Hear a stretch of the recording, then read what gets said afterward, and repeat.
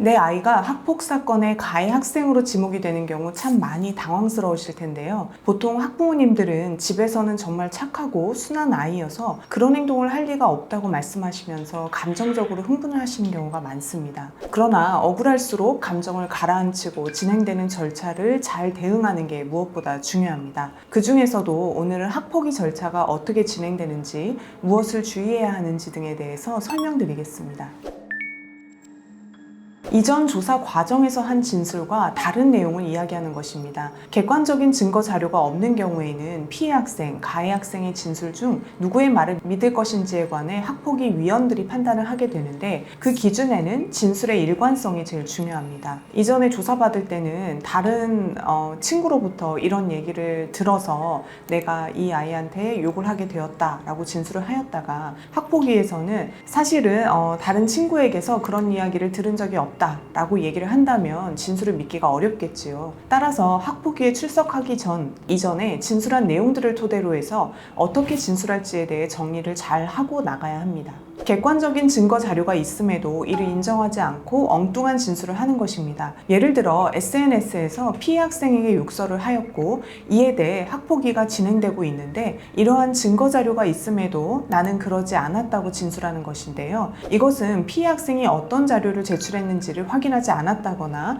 제출할 가능성에 대해 전혀 염두를 두지 않은 채 경솔하게 진술해버리는 경우에 발생합니다. 이러한 경우도 마찬가지로 증거 자료가 있음에도 나는 그러지 않았다고 진술하는 것이니 위원들이 봤을 때 거짓말을 하고 있구나, 반성을 전혀 하지 않는구나 라고 생각할 것이고, 당연히 학폭위 결과는 안 좋게 나오겠지요. 객관적인 증거 자료가 있는 경우에는 인정을 하되 그 동기, 이후의 행동, 반성하는 취지의 진술을 하는 것이 좋고, 객관적인 증거 자료가 있는지 불분명한 경우나 없는 경우에는 어떻게 진술하면 좋을지, 어떤 단어를 사용하면 좋을지 등에 대해서는 변호사와의 상담을 통해 정리하셔야 합니다.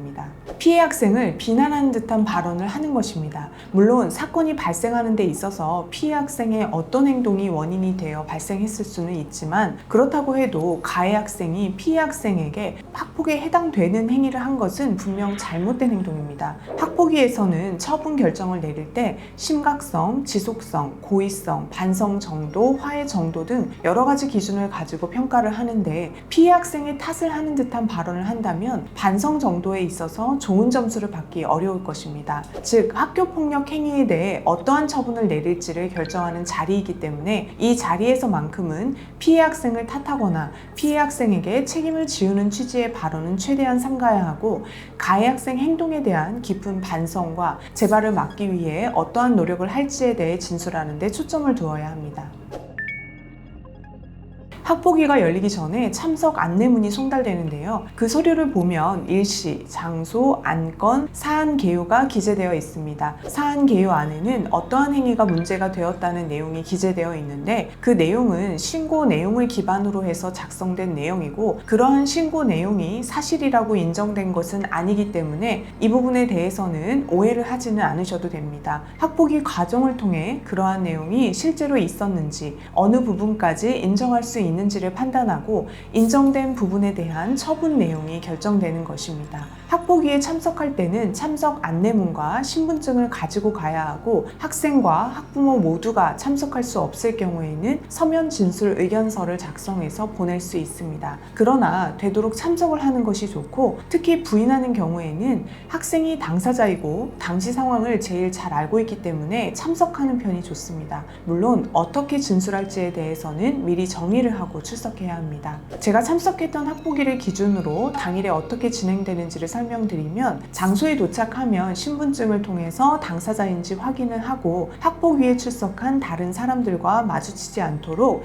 별도의 장소에서 대기하게 됩니다. 그리고 순서가 되면 학폭위 회의실로 입장하게 되는데요. 입장 후에는 위원장이 어떤 사안에 대해 회의가 진행되는지, 위원 중에 기피할 위원은 없는지 등 형식적인 부분 등에 대한 안내를 하고, 그 다음에는 제일 중요한 순서인데 위원들이 사안에 대한 질문을 합니다. 원칙은 당사자인 가해 학생이 대답을 하게 되고 보충적으로 변호사가 설명을 하거나 대답을 하기도 합니다. 그리고 나서 가해 학생의 부모에게 하고 싶은 말을 할 기회를 주는데 이때에도 피해 학생과 피해 학생의 부모에게 사과하는 취지의 말을 한 후 앞으로 가해 학생을 어떻게 교육하고 선도할지에 대해 이야기하며 선처를 호소하는 것이 좋습니다. 그리고 마지막으로 변호인에게도 진술의 기회가 주어집니다. 그리고 나서 회의를 하여 사실관계 인정 여부, 이에 대한 처분 내용을 결정하게 됩니다. 그리고 결과는 그날 바로 알 수 있는 것이 아니고 조치결정 통보서라는 서류를 손달받아 확인할 수 있습니다. 조치결정 통보서에는 피해 학생, 가해 학생의 이름 등 정보, 조치결정의 이유, 심의위원회 개최일, 피해 학생과 가해 학생에 대한 조치 사항이 기재되어 있고 이에 대한 불복 절차도 기재되어 있습니다. 예상과 다른 결과가 나왔을 경우에는 행정심판이나 행정소송 등을 제기해서 다툴 수 있습니다.